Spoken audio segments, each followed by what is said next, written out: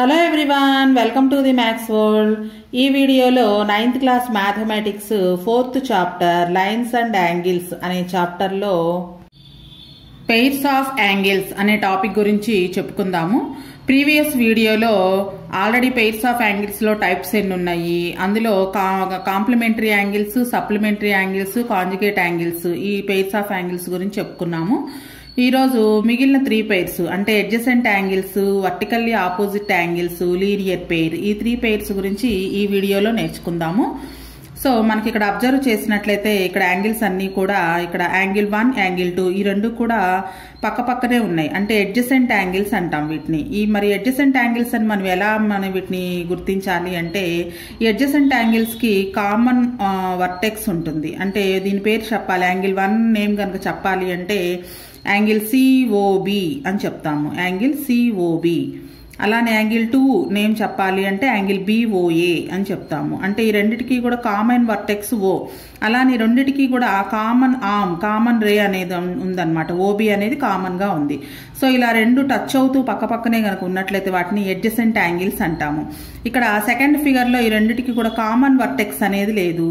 ఇక్కడ మనం వీటి నేమ్స్ కనుక చూసినట్లయితే ఇది ఓఏబి అనుకున్నట్లయితే ఏఓబి దీని పేరు. అలానే దీని పేరు PQR కనుక అన్నట్లయితే యాంగిల్ PQR. అంటే రెండిటికి కూడా కామన్ గా వర్టెక్స్ లేదు, కామన్ ఆర్మ్ కూడా లేదు. ఆర్మ్ అంటే ARM, ఆర్మ్ అంటే ఈ రేనే ఆర్మ్ అంటాం అనమాట. నెక్స్ట్ థర్డ్ ఫిగర్ లో చూసినట్లయితే యాంగిల్ 1 కి, యాంగిల్ 2 కి, యాంగిల్ 3 కి అన్నిటికీ కూడా కామన్ వర్టెక్స్ ఉంది. సపోజ్ వీటి నేమ్స్ రాయాలి అంటే ABCD అని కనుక పెట్టుకున్నట్లయితే యాంగిల్ 1 ని AOB, అలానే యాంగిల్ 2 BOC, యాంగిల్ 3 COD. అంటే యాంగిల్ ఎక్కడైతే ఉందో ఆ లెటర్ మధ్యలో వచ్చేటట్లుగా చదువుతాము, అలానే రాస్తాము కూడా. లేదా సింపుల్ గా యాంగిల్ O అని కూడా అనొచ్చు. మరి యాంగిల్ O అంటే ఇక్కడ 3 యాంగిల్స్ ఉన్నాయి కాబట్టి ఏ యాంగిల్ కరెక్ట్ గా మనం మెన్షన్ చేయాలి అంటే ఖచ్చితంగా 3 లెటర్స్ యూజ్ చేయాలి. అంటే ఈ 3 ఎక్కడ ఉంది అంటే COD, యాంగిల్ 2 ఎక్కడ ఉంది అంటే BOC, అలానే యాంగిల్ 1 AOB. అయితే ఇక్కడ కామన్ వర్టెక్స్ ఉంది. ఈ 3 యాంగిల్స్ కూడా కామన్ వర్టెక్స్ ఉంది. కామన్ వర్టెక్స్ తో పాటు కామన్ ఆర్మ్ కూడా ఉంటే ఆ రెండింటిని అడ్జసెంట్ యాంగిల్స్ అంటాం. సపోజ్ 1, 2 అడ్జసెంట్ యాంగిల్స్ అవుతాయి, 1, 3 అడ్జసెంట్ అవ్వవు. ఎందుకంటే ఈ రెండింటికి కామన్ గా వర్టెక్స్ అయితే ఉంది కానీ కామన్ ఆర్మ్ లేదు. సో యాంగిల్ 1, 2 అడ్జసెంట్ యాంగిల్స్ అవుతాయి. అలానే యాంగిల్ 2, 3 కూడా అడ్జసెంట్ యాంగిల్స్ అవుతాయి. సో అడ్జసెంట్ యాంగిల్ అవ్వాలి అంటే కామన్ వర్టెక్స్ ఉండాలి, అలానే 2 యాంగిల్స్ కి కామన్ ఆర్మ్ కూడా ఉండాలన్నమాట.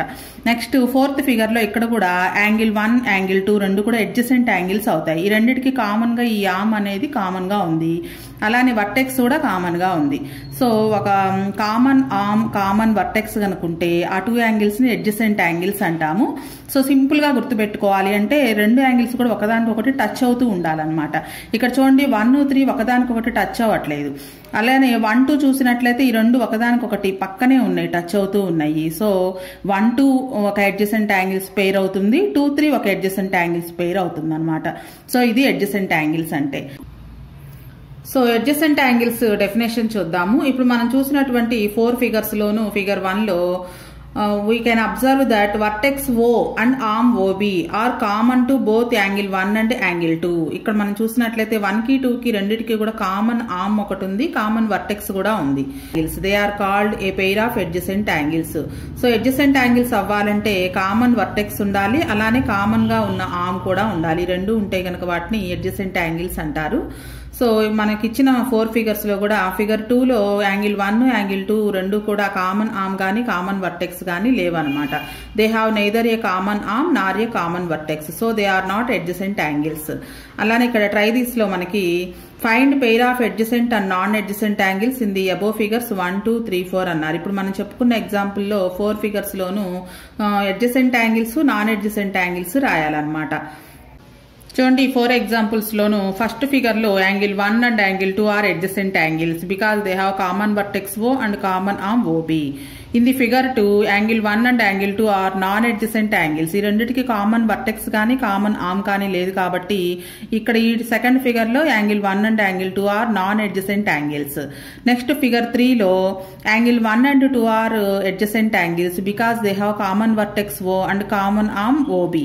అలానే యాంగిల్ 2, 3 కూడా ఇంకొక పెయిర్ అనమాట అడ్జసెంట్ యాంగిల్స్. ఎందుకంటే because they have common vertex O అలానే కామన్ ఆర్మ్ ఓసి. సో ఇక్కడ 2 పెయిర్స్ ఉన్నాయి ఈ ఫిగర్ లో. Angle 1 and 2 are adjacent angles, అలానే angle 2, angle 3 are adjacent angles. ఇక ఫిగర్ 4 లో ఇవి 1 అండ్ 2 కూడా అడ్జసెంట్ యాంగిల్స్ అవుతాయి because they have common vertex O and common arm OB. ఇది కూడా ఓబీనో ఓసీనో అనుకున్నట్లయితే ఒక కామన్ ఆర్మ్ కూడా ఉంది కాబట్టి ఇవి రెండు కూడా యాంగిల్ 1 అండ్ 2 కూడా అడ్జసెంట్ యాంగిల్స్ అవుతాయి అన్నమాట. నెక్స్ట్ ట్రై దిస్ లో సెకండ్ ప్రాబ్లం చూద్దాం. List the adjacent angles in the given figure. ఈ ఫిగర్ లో అడ్జసెంట్ యాంగిల్స్ రాయాలంట. ఈ 1, 2 అడ్జసెంట్ యాంగిల్స్ అవుతాయి because they have common vertex and common arm. So angle 1, angle 2 are adjacent angles. అలాగే angle 3, angle 4 కూడా adjacent యాంగిల్సే because they have common arm. Next angle 4, angle 5 adjacent angles because they have common arm and common vertex. 2, 3 non adjacent angles అంటే రెండు చూడడానికి పక్క పక్కనే ఉన్నాయి కానీ రెండింటికి కామన్ గా ఎటువంటి ఆర్మ్ లేదు, వర్టెక్స్ కూడా లేదు. అలానే 3, 5 కూడా నాన్ అడ్జసెంట్ యాంగిల్సే అంటే రెండింటికి వర్టెక్స్ సేమ్ గా ఉంది కానీ రెండింటికి ఆర్మ్ సేమ్ గా లేదు.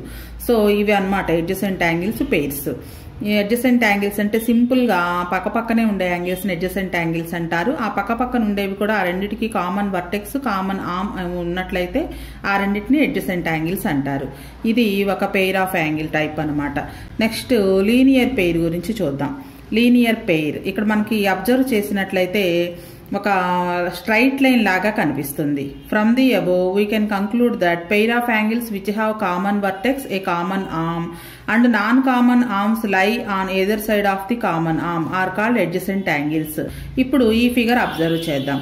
Observe the given figure. The hand of the athlete is making angles with the javelin. ఇది ఒక స్పోర్ట్ అనమాట, అంటే ఇది ఒక గేమ్. ఇక్కడ ఏంటంటే అథ్లెట్ ఈ జావెలిన్ ని దూరం నుంచి పరిగెత్తుకుంటూ వచ్చి ఎంత దూరం విసిరేయగలడు అనేది మనకి ఇక్కడ ఒలింపిక్స్ లో కూడా ఉంది. ఇది మనకి what kind of angles are they. ఇక్కడ మనకి ఈ చేయి అలానే ఈ జావెలిన్ రెండు కూడా ఏ యాంగిల్ ఫామ్ చేస్తున్నాయి చూడండి. Obviously they are adjacent angles. ఈ రెండు కూడా పక్క పక్కనే ఉన్నాయి. ఈ రెండిటికి కామన్ ఆర్మ్ కూడా ఉంది. ఇక్కడ ఆర్మ్ అంటే చక్కగా చెయ్యి సింబలే ఉంది మనకి, మీకు ఈజీగా అర్థం కావడం కోసం. ఈ రెండు యాంగిల్స్ కూడా పక్క పక్కనే ఉన్నాయి. So they are adjacent angles. Further what will be the sum of those 2 angles. ఈ రెండు యాంగిల్స్ ని సమ్ చేస్తే గనక 180 degrees వస్తుంది. ఎందుకు అంటే because they are on the straight line. ఇది ఒక స్ట్రైట్ లైన్ మీద ఉన్నాయి ఈ 2 యాంగిల్స్ కూడా. The sum of angles is 180. So what do you call such pair of angles. ఇక్కడ మనకి అడ్జసెంట్ యాంగిల్స్ అయి ఉండాలి. అలానే అడ్జసెంట్ యాంగిల్స్ యొక్క సమ్ కూడా 180 కనుక అయినట్లయితే అటువంటి యాంగిల్స్ ని లీనియర్ పెయిర్ అంటాం. They are called linear pair. So if the sum of 2 adjacent angles is 180 degrees, they are said to be linear pair.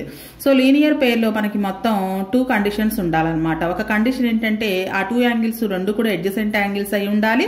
అలాగే సమ్ చేస్తే 180 వచ్చి అవి రెండు కూడా ఒక స్ట్రైట్ లైన్ ని కనుక ఫామ్ చేస్తూ ఉంటే ఆ యాంగిల్స్ ని లీనియర్ పెయిర్ అంటాం. సో మనకి ఎట్లా అయితే సప్లిమెంటరీ అనగానే 180 గుర్తొస్తుందో లీనియర్ పెయిర్ అనగానే 180 గుర్తు రావాలి. అలానే ఆ రెండు కూడా అడ్జసెంట్ యాంగిల్స్ అయి ఉండాలి. అడ్జసెంట్ యాంగిల్స్ అయితేనే లీనియర్ పెయిర్ అంటాం అనమాట. సో ఒక స్ట్రైట్ లైన్ ఫామ్ చేస్తూ రెండు పక్క పక్కనే ఉండే యాంగిల్స్ ఆ రెండింటి యొక్క సమ్ 180 కనుక అయితే they are called linear pair. So if the sum of 2 adjacent angles is 180, they are said to be linear pair. అయితే మనకి ఇక్కడ థింక్ డిస్కస్ అండ్ రైట్ లో మరి సప్లిమెంటరీ అన్నా 180 అన్నాము, లీనియర్ పెయిర్ అన్నా 180 అన్నాము. ఈ రెండింటికి డిఫరెన్స్ ఏంటి అంటే linear pair of angles are always supplementary. ఇప్పుడే చెప్పుకున్నాం 2 adjacent angles సమ్ చేస్తే 180 వస్తే దాన్ని లీనియర్ పెయిర్ అంటామని. మరి సప్లిమెంటరీ యాంగిల్స్ కూడా 180నే కదా, but supplementary angles need not form linear pair. ఎందుకని అంటే ఇక్కడ డెఫినేషన్ చాలా క్లియర్గా ఉందన్నమాట. ఫస్ట్ది ఏంటి, ఇక్కడ లీనియర్ పెయిర్ అంటే 2 యాంగిల్స్ పక్క పక్కనే ఉండాలి. పక్క పక్కనే ఉండి 180 వస్తే వాటిని లీనియర్ పెయిర్ అంటారు. సప్లిమెంటరీ యాంగిల్స్ అంటే 2 యాంగిల్స్ అడ్జసెంట్ యాంగిల్స్ అవ్వాల్సిన అవసరం లేదు, ఓన్లీ సమ్ చేస్తే 180 వస్తే చాలు. కాబట్టి సప్లిమెంటరీ అన్న 180నే, లీనియర్ పెయిర్ అయినా 180నే. కండిషన్స్ లో తేడా ఏంటి అంటే సప్లిమెంటరీ యాంగిల్స్ లో ఆ 2 యాంగిల్స్ సమ్ చేసే 2 యాంగిల్స్ కూడా అడ్జసెంట్ యాంగిల్స్ అవ్వాల్సిన అవసరం లేదు.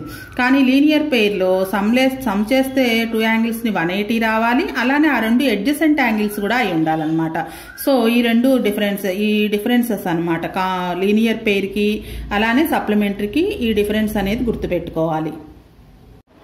నెక్స్ట్ అడ్జసెంట్ యాంగిల్స్ కి మరికొన్ని ఎగ్జాంపుల్స్ అన్నమాట. ఫిగర్ 1 లో 60, 30 రెండు కూడా అడ్జసెంట్ యాంగిల్స్ అవుతాయి because they have common vertex O and common arm OC. అలానే సెకండ్ ఫిగర్ లో కూడా 60 అండ్ 80 ఈ రెండు కూడా అడ్జసెంట్ యాంగిల్స్ అవుతాయి because common vertex O and common arm OC. అలానే థర్డ్ ఫిగర్ లో కూడా 70 degrees 150 degrees ఈ రెండు కూడా అడ్జసెంట్ యాంగిల్స్ అవుతాయి because they have common vertex O and common arm OC. అయితే ఇక్కడ A2 సమ్ చేస్తే కూడా మనకి 180 రావట్లేదు. So these adjacent angles does not form linear pair. So next observe the figure. Angle 55 degrees, angle 125 degrees ఈ రెండు కూడా కామన్ వర్టెక్స్ O ఉంది, అలానే కామన్ ఆర్మ్ OC ఉంది. ఈ 2 యాంగిల్స్ ని సమ్ చేస్తే కూడా మనకి 180 డిగ్రీస్ వస్తుంది. సో ఇటువంటి పెయిర్ ని అడ్జసెంట్ యాంగిల్స్ అయి ఉండి సమ్ చేస్తే 180 కనుక వస్తే ఆ పెయిర్ ని లీనియర్ పెయిర్ అంటాము. సో ఇక్కడ మనకి some of 2 adjacent angles is 180. Then the non-common arms అంటే ఇక్కడ ఆర్మ్స్ మొత్తం 3 ఉన్నాయి, OA, OB, OC.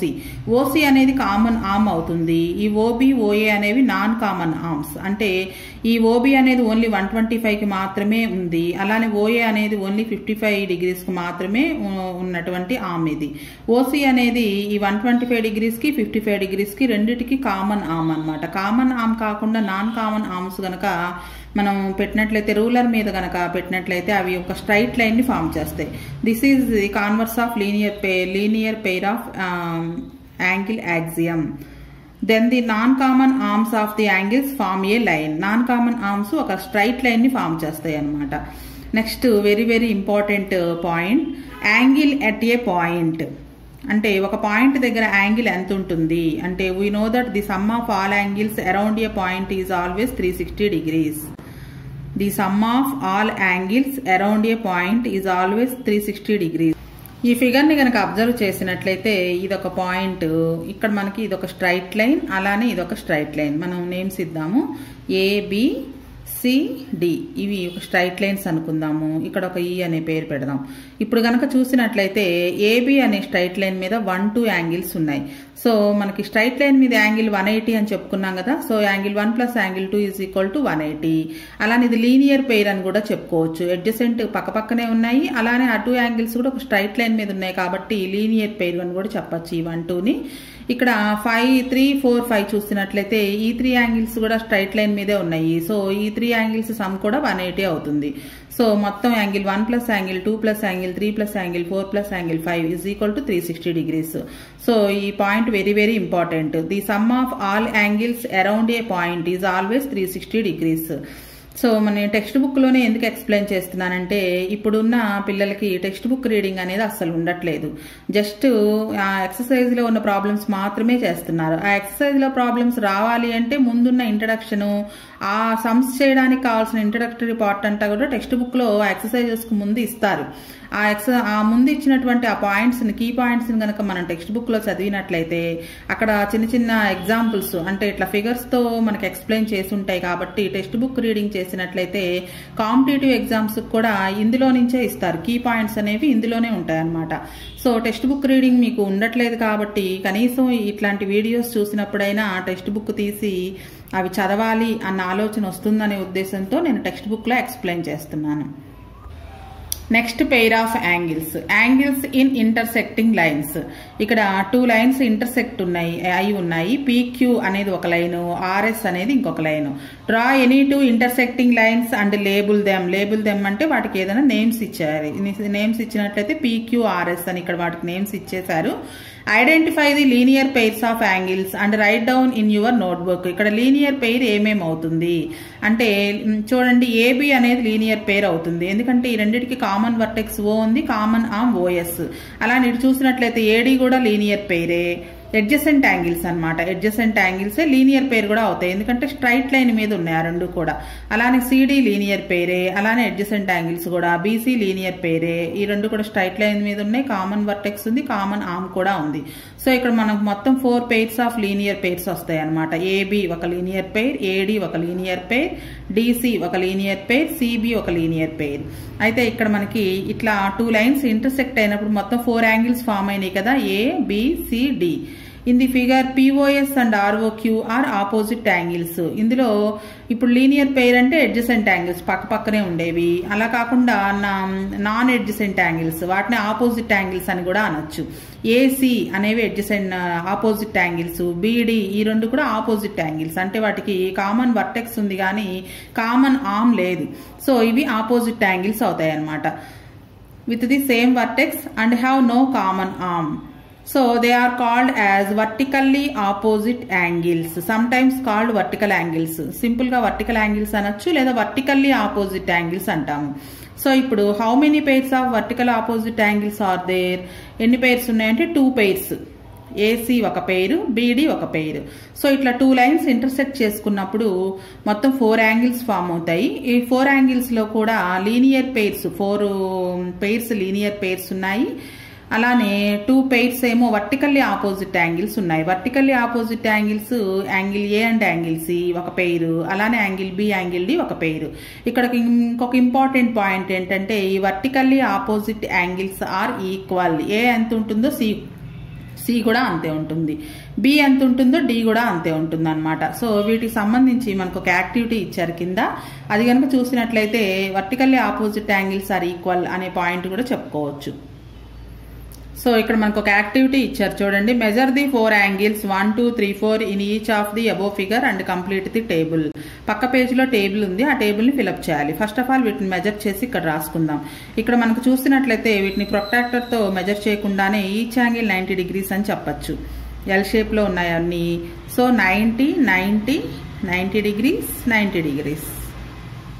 సో 1, 2 అనేవి adjacent angles, they are also linear pair. చూడండి స్ట్రైట్ లైన్ మీద ఫామ్ చేస్తున్నాయి. అలానే 90 + 90 180 డిగ్రీస్ అడ్జసెంట్ యాంగిల్స్ కూడా. సో ఈ 4 యాంగిల్స్ ఈక్వల్. మరి ఇక్కడ చూసినట్లయితే మనం సపోజ్ నేను గెస్ చేస్తున్నాను, మీరైతే ప్రొట్రాక్టర్ తోటి మెజర్ చేసుకుని రాసుకోవచ్చు. ఇది ఒక 60 డిగ్రీస్ ఉందనుకోండి, ఇది మొత్తం స్ట్రైట్ లైన్ కాబట్టి స్ట్రైట్ లైన్ మీద యాంగిల్ 180 ఉండాలి. 180లో ఇది 60 ఉంది కాబట్టి 180లో నుంచి 60 మైనస్ చేస్తే ఈ యాంగిల్ ఎంతో తెలుస్తుంది, 120. సో ఇప్పుడు ఈ 4th యాంగిల్ ఎలా వస్తుందంటే ఇది ఒక స్ట్రైట్ లైన్, మరి ఈ స్ట్రైట్ లైన్ మీద కూడా 180 ఉండాలి కాబట్టి ఇక్కడ 120 ఉంది. సో ఇక్కడ 60 ఉంటే ఈ రెండు యాడ్ చేస్తే 180 వస్తుంది. నెక్స్ట్ ఈ 3rd యాంగిల్ వచ్చేటప్పటికి ఈ స్ట్రైట్ లైన్ మీద ఇటువైపు ఉన్నాయి ఈ 2 యాంగిల్స్. సో స్ట్రైట్ లైన్ మీద యాంగిల్ 180 ఉండాలి. సో ఇక్కడ 60 ఉంది కాబట్టి ఇది 120 డిగ్రీస్ ఉంటుంది. సో ఎటు చూసినా కానీ స్ట్రైట్ లైన్ మీద యాంగిల్స్ సమ్ చేస్తే 180 రావాలి. ఇక్కడ మనకి ఈజీగా అర్థమైపోతుంది అనమాట. 2, 4 opposite angles, vertically opposite angles. Vertically opposite angles రెండు కూడా ఈక్వల్గా వచ్చాయి చూడండి, ఈ రెండు కూడా opposite angles. Next 3rd figure లో కూడా చూద్దాం. ఇదైతే యాంగిల్ చాలా తక్కువగా ఉంది, సపోజ్ ఇది 30 డిగ్రీస్ అనుకోండి. ఇది మొత్తం ఒక స్ట్రైట్ లైన్ మీద ఉంది. Angle 2 and angle 3 are on the straight line. So straight line మీద యాంగిల్ 180 ఉండాలి కాబట్టి ఇది 30 ఉంటే ఇది 150 ఉంటుంది. నెక్స్ట్ ఈ స్ట్రైట్ లైన్ మీద angle 1 and 2 are lie on the another straight line. So angle 1 + angle 2 is equal to 180. So ఇది 150 ఉంది కాబట్టి యాంగిల్ 1 30 డిగ్రీస్ ఉంటుంది. Next angle 1 and 4 are lie on the straight line. So angle 1 plus angle 4 is equal to 180. Angle 1 is equal to 30. So angle 4 is equal to 150 degrees. So some చేస్తే 180 రావాలన్నమాట. So ఇక్కడ కూడా మనకి opposite గా ఉండే angles రెండు కూడా equal గా వచ్చాయి. ఒక యాంగిల్ కనుక తెలిస్తే మిగిలిన 3 కనుక్కోవచ్చు. ఎలా అంటే ఆపోజిట్ యాంగిల్స్ ఈక్వల్ కాబట్టి ఇది 30 అయితే ఇది కూడా 30 అవుతుంది. అలానే ఈ రెండు కూడా స్ట్రైట్ లైన్ మీద ఉన్నాయి కాబట్టి 180లో నుంచి 30 మైనస్ చేస్తే ఈ సెకండ్ యాంగిల్ వస్తుంది. సెకండ్ యాంగిల్ కి ఎదురుగా ఉండే ఫోర్త్ వన్ కూడా vertical opposite angles are equal కాబట్టి 4 కూడా 150 అవుతుంది. సో ఇక్కడ మనకి 2 లైన్స్ ఇంటర్సెక్ట్ చేసుకున్నప్పుడు అందులో ఒక యాంగిల్ కనుక తెలిస్తే మిగిలిన 3 యాంగిల్స్ కూడా కనుక్కోవచ్చు. ఇక్కడ ఈ పాయింట్ గుర్తుపెట్టుకోవాలి, vertically opposite angles are equal. Next వీడియోలో పేజ్ నెంబర్ 81లో ఉన్నటువంటి డూ దిస్ ప్రాబ్లమ్స్, అలానే ఎక్సర్సైజ్ 4.2లో ఉన్న ప్రాబ్లమ్స్ ఎలా చేయాలో నేర్చుకుందాం.